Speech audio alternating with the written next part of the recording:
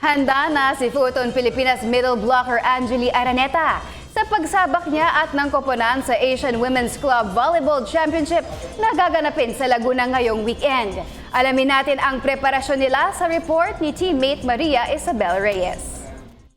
Handa na ang Futon Pilipinas na sumabak sa 17th staging Asian Women's Club Volleyball Championship na gaganapin sa Biñan, Laguna ngayong weekend.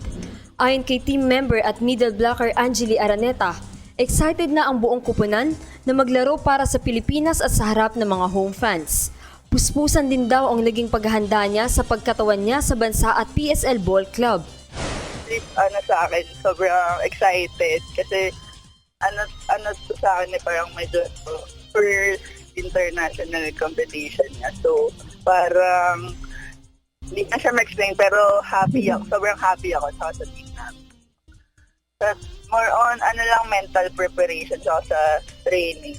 Saka makipag-communicate sa mga teammates, lalo na sa mga kinuha namin na hindi talaga posted. Aminado naman si Araneta na nasa adjustment period pa rin ang team at binubuo pa ang chemistry nila dahil sa pagpapalit ng kanilang coach noong isang buwan. Kung kaya malaking tulong daw sa kanila ang pagsali sa 2016 Selectuna Thailand Volleyball League kung saan nagtapos sila sa 6th place. Sobrang big help siya kasi most of us wala pang ganong international exposure. So doon rin nakakuha ng confidence yung ibang players sa amin. Saka halos lahat din kasi doon nakapaglaro. So malaking tulong and malaking kayo para sa ABC. Bagamat handa naman daw ang locals na mag-step up, malaking boost din daw sa kanila ang pagkakasama ng foreign reinforcements na sina Ariel Usher at Lindsay Stolzer. Dating naging import ng Photon Tornadoes si 6-foot Stolzer at Signal HD Spikers 6'1" Usher.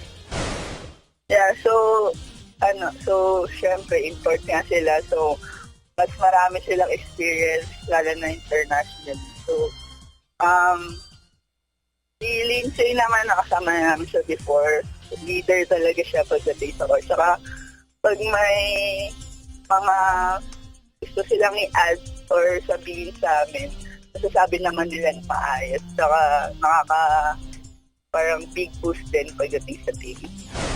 Sa Sabado, nakatakda ang opening ng 17th AVC Club Championship kung saan unang makakaharap ng Philippine team ang koponan mula sa Hong Kong alas 2:30 ng hapon sa Alonte Stadium, Biñan, Laguna.